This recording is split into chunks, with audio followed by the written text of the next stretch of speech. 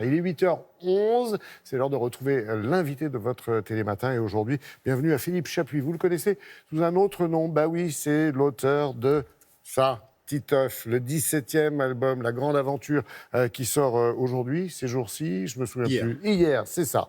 Voilà, bah oui, Zep, Philippe Chapuis, c'est Zep. Merci d'être avec nous ce matin.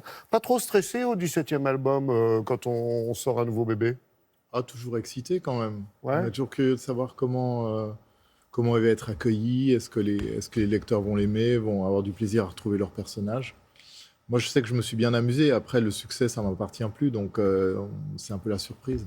Moi, j'ai rigolé, et puis dès les premières pages, je me suis dit, tiens, c'est marrant, La Grande Aventure, parce qu'on est en pleine nature, on a justement besoin de nature, Mm. on quitte les salles de classe, et pas un seul masque, c'était un moyen de passer, j'allais Ah, dire, de se faufiler entre les ouais, obstacles. ça fait du bien, là. On n'en peut plus de dessiner des masques. Non, l'histoire a été écrite aussi avant. Enfin, j'ai commencé à dessiner cet album en mars l'année passée. Donc, j'imaginais pas Tiens donc. que toute cette histoire allait durer aussi longtemps. Mais j'étais bien content d'avoir une histoire qui soit pas un album de gag. Parce que là, je pense que Mm. j'aurais été un peu tenté de faire 2, 3 histoires sur la pandémie. Et j'espère un peu comme tout le monde qu'on va vite passer à autre chose et oublier tout ça. Il est en train de grandir, hein, notre Titeuf, parce que, bon, il y a toujours les chaussettes et les pieds qui puent, il y a toujours les proutes des copains, mais il commence à regarder les jolies formes des jeunes demoiselles. Bon, ça l'a toujours intéressé, ça l'intrigue en tout cas, Ça mais je suis l'intriguait. pas sûr qu'il ait gagné en maturité sur 17 albums. Je crois pas, non. Qu'est-ce qu'il y a on vous a posé, j'imagine, 12 000 fois cette question. Qu'est-ce qui vous a mis dans Titeuf? Qu'est-ce qui vous a fait démarrer avec ce personnage? Ouais, c'est vraiment qu'est-ce qui m'a mis dedans, Ouais. parce que je pensais pas faire un personnage enfantin.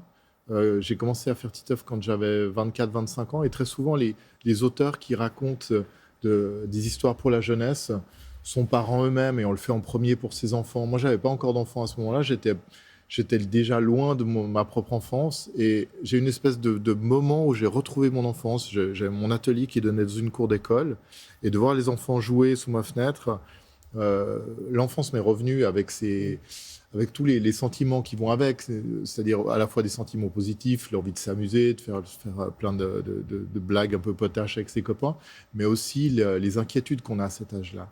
Mais vous êtes sacrément au jus de ce qui se passe dans la tête de ces gamins. Pardonnez-moi. C'est grâce au vôtre Ben, ou il y a un vrai talent, bien ça m'a sûr. aidé d'en avoir après, mais je pense que c'est vraiment, je suis dans la tête de Titeuf. Je sais pas, enfin, c'est un gamin quand même un peu particulier, mais par bonheur, beaucoup d'enfants se retrouvent en lui.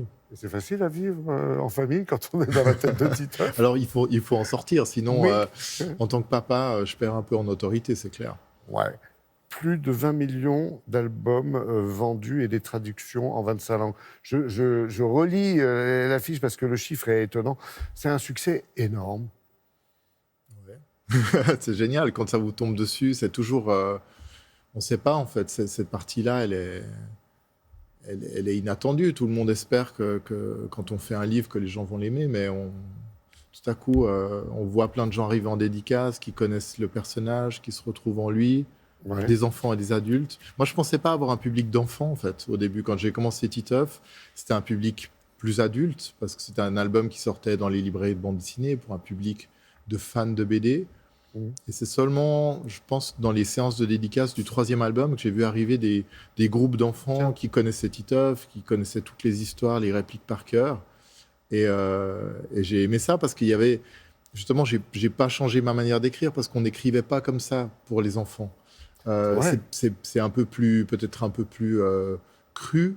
Pour moi, j'avais envie que ce soit la retranscription d'un monde réaliste, c'est-à-dire qu'il y ait aussi des sujets difficiles, parce que quand on est enfant, je pense qu'on a besoin de rire, aussi surtout de tout ce qui nous inquiète. Donc des histoires scolaires, mais aussi de la mort, de la maladie, Bien du sûr. chômage de ses parents. On a besoin de comprendre tout ça.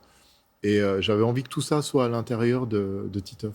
Oui, mais c'est vrai qu'en plus, il est toujours très actuel au bout de 30 ans. Il est très, très actuel, ce Titeuf, vis-à-vis du jeu vidéo, des écrans et vis-à-vis de la découverte de la nature. Hein. On parle du vertige de l'écrivain face au succès. Lui, il en a comme tous les gamins quand il part au rappel et il se fait mal, effectivement, entre les jambes quand la corde n'est pas bien passée. Et Oui. ce sont des choses qui arrivent. Mm. La grande aventure, je trouve ça chouette. Tout Merci. simplement, de les mettre comme ça en pleine nature. Vous pensez que les jeunes, les enfants, les gamins, nos mioches vont retourner et redécouvrir cette beauté de la nature et puis le côté colonie de vacances de Pierre Perret, quoi. Bah, je pense que les enfants, enfin moi j'ai vu ça avec les miens, la nature, a priori, il faut un peu les forcer, quoi. Ouais. Parce que, et puis pour Titeuf, de se retrouver en forêt, c'est un milieu qu'il imagine plutôt hostile. Il a surtout des peurs liées à la forêt, mais en même temps, c'est un âge où on adore avoir peur et dépasser sa peur avec ses copains, c'est une manière de grandir. Moi, j'étais moniteur de colo. J'étais pas participant à des colonies quand j'étais enfant, mais j'étais moniteur quand j'avais 20 ans. Et je trouvais assez impressionnant de voir la transformation des enfants entre le premier et le dernier jour. Comme ils grandissent sur 15 jours. Et c'est vrai que c'est un âge où chaque expérience fait grandir. À part Titeuf, peut-être, qui grandit pas À partir beaucoup. de, effectivement. Alors, vous avez laissé une feuille blanche et un stylo, vous pouvez dessiner. Je vais dessiner. Philippe, bien sûr. Ouais, quelque chose de plus compliqué que les cheveux de Titeuf, s'il en avait. Je sais que la mèche, ça vous rend bien service.